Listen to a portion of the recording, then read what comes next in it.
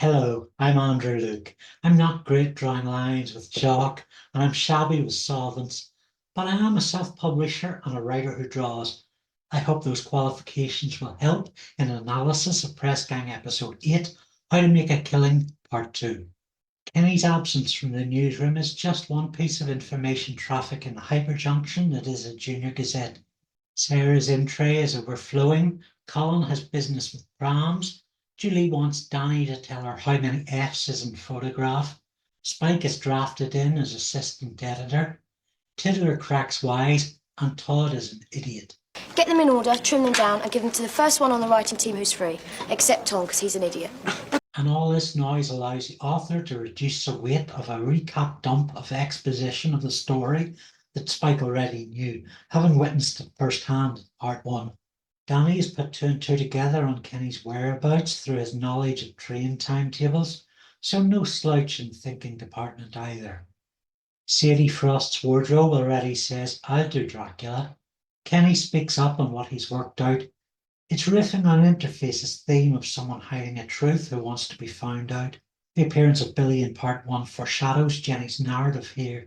Ross and Frost's interaction bubbles over into an argument. Viewed as an adult, Kenny's assumed wit and pushiness is uncomfortable, but the kids make mistakes. Their argument stops in a standoff, setting Kenny's character on the next phase of detective work. All wrongly filed. Huh? Spike's new duties are going to fail as can be expected.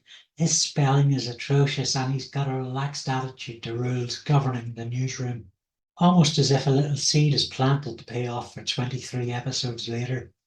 I'm going to be assistant editor. Acting assistant editor. Temporary. Assistant to the regional manager. As the story plays out, he does try harder. Kenny! What are you doing? Well, I thought as Kenny was back that I Think should... for yourself when I tell you. There's fun being had with him trying to maintain his charmer status while acting as LYNDA's whipping boy. It's episode 8 and Tiddler is bringing Fraz up to speed on the star signs. Thank the gods LYNDA and Kenny are professional editors. Kenny seeks out Billy on the grounds Billy has judged him out loud and won't sugarcoat his opinions. Kenny's admission of guilt is enough to buy him an audience here, and this is another aspect of why I love Billy. He'll hold a grudge until it becomes impractical, or that it becomes more practical to withdraw it, and he'll make you smile when he's doing it. While they chat, LYNDA tries to listen in and finds Colin in his Series 1 office. If a man comes looking for me with a pram wheel, can you just tell him I've moved to Canada? It's actually Billy who works out the mystery of the chalk outline and the solvents. And we get a little more of his backstory and how the accident leaving him disabled interrupted a potential date with the girl he was attracted to. Press Gang exists in a very 1980s England, when a town did have small and medium, locally owned businesses. Newsagents, once common, are sadly a thing of the past. While hardware shops are still around, you'd not be guaranteed to have one in your vicinity, certainly not with tradespeople on hand to offer advice. You don't know me, but a friend of mine used to come here and he used to buy glue. After some fumbling, Kenny buys a bottle of solvents.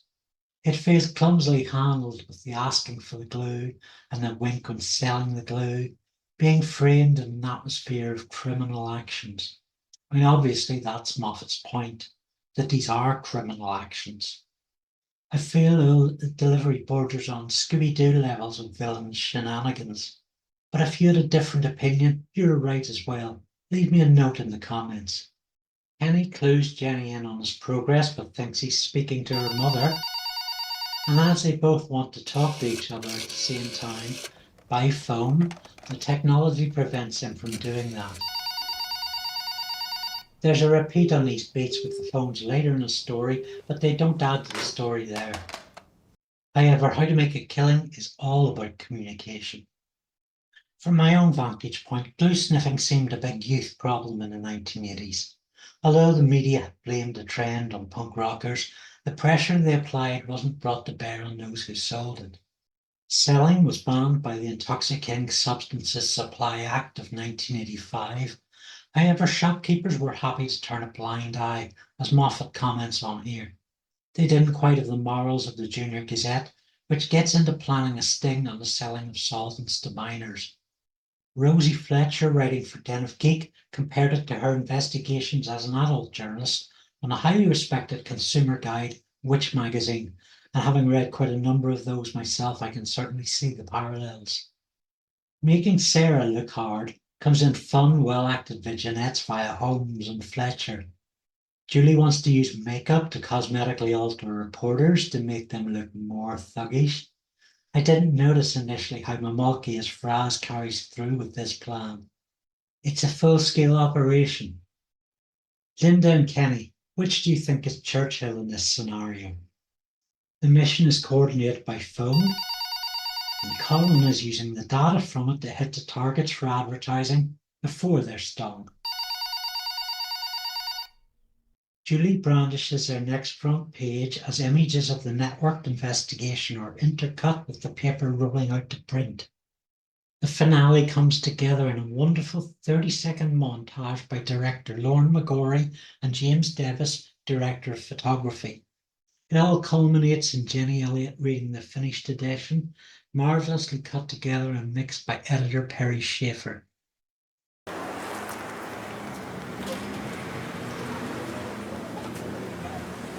Kenny has spoken to Inspector Hawkins, a character who enjoyed a place in the Press Gang series Bible, and this might be his only on-screen mention.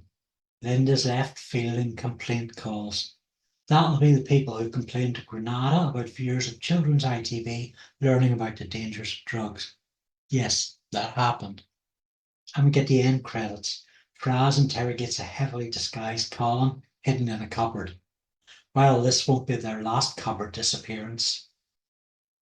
How to Make a Killing combines the best of the kids solve a mystery trope with social issue commentary. It shows what good can be achieved when journalism sets an honourable agenda. That good doesn't hold up in the current news media landscape. This isn't Press Gang's fault. The devolving predator of news media would have demonised these shopkeepers to the point where their businesses were burned out. It does bring to light the need for age verification, which has gained a foothold in cultural practice and legal governance and awareness. The pacing of this story means that new revelations are brought to light through each of its two parts. Lee Ross particularly gets to stretch his acting chops.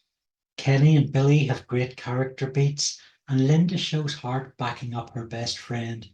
And there's comedic value from all the characters, particularly Sarah Jackson. With hindsight, it's tempting to compare it to Something Terrible, which treads similar ground on occasion. That two-parter is undeniably superior, yes, but Killing sets up a lot of the beats that play out there and stands strong in its own right.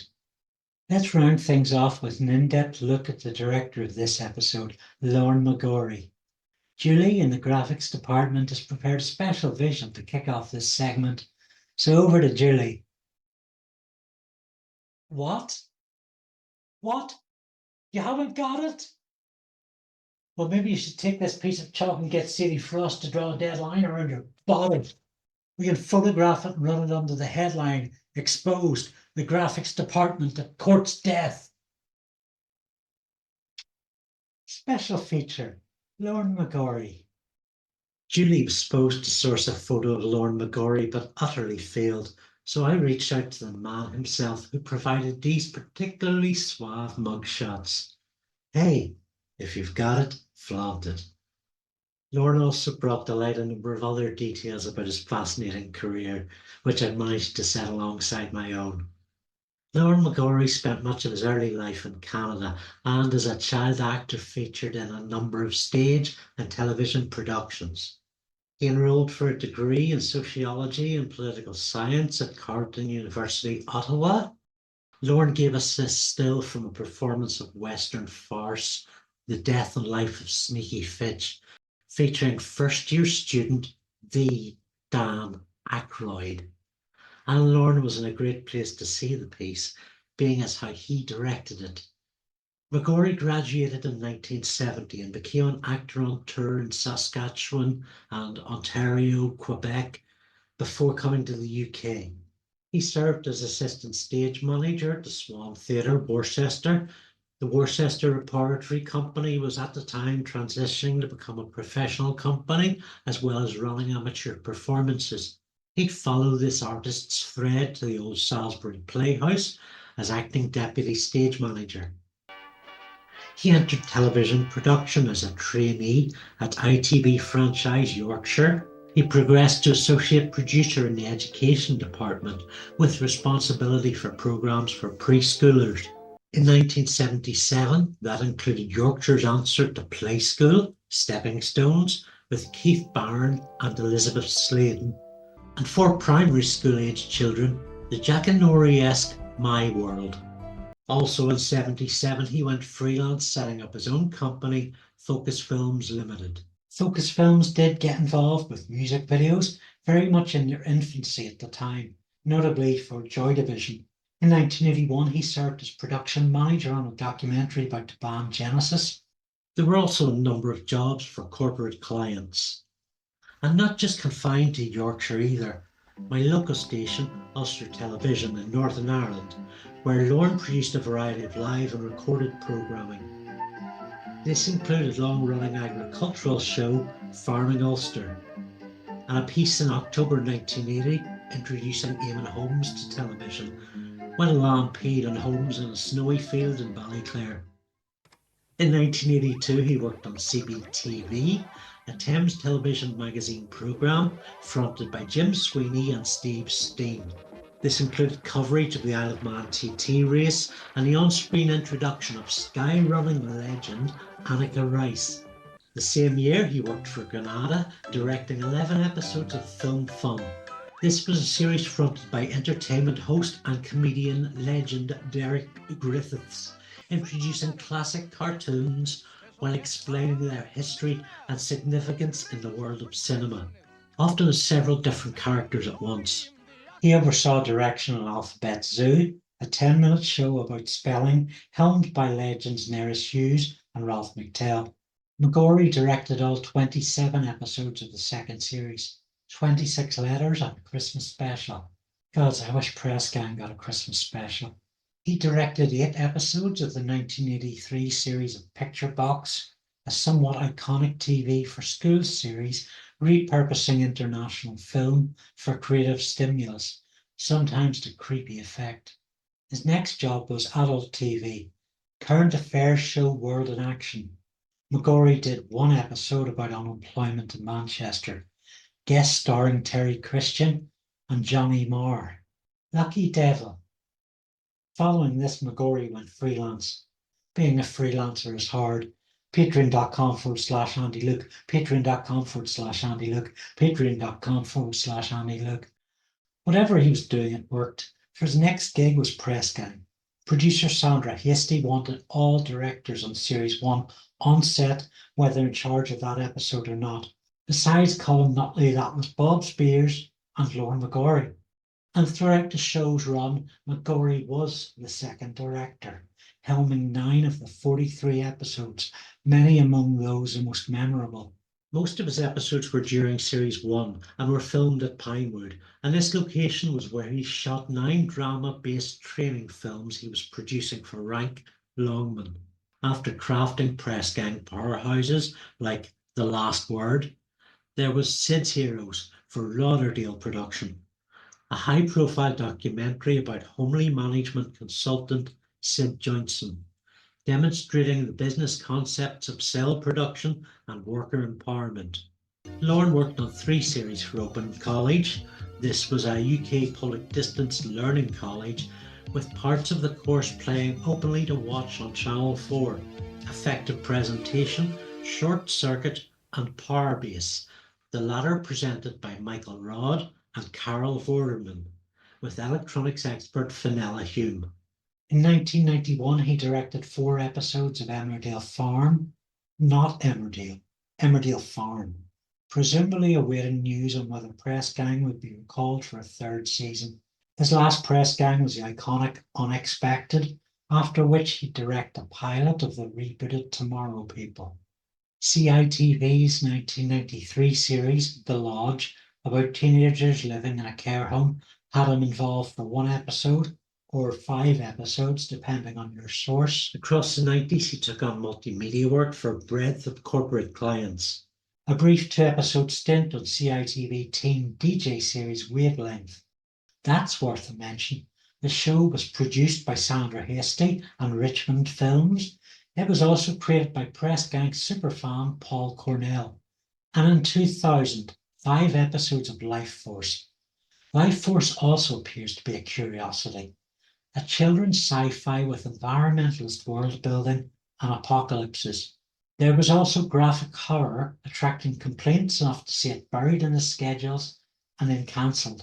Magory's IMDb listings end there, but not to practice, sending it to the next generation as a lecturer at Alton College, Hampshire, the University of Greenwich, and Ravensbourne College of Design and Communication. A special thank you to Lorne for helping with this feature, primarily by living it, and also clarifying the information I had and supplying new information. Online, Lorne is plenty active in discussion of new developments in film and television. I guess a creative never retires.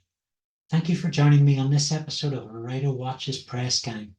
Thanks to my top patrons, Artemiy K and Arsalan Haider, Andrew Gallagher, Ian Lawther, Alan Rowell, and benchilada Ben Stone.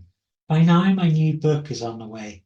Coastlines After Dark is a collection of short stories inspired by Baywatch Nights with a feel of Garth Marenghi's Dark Place.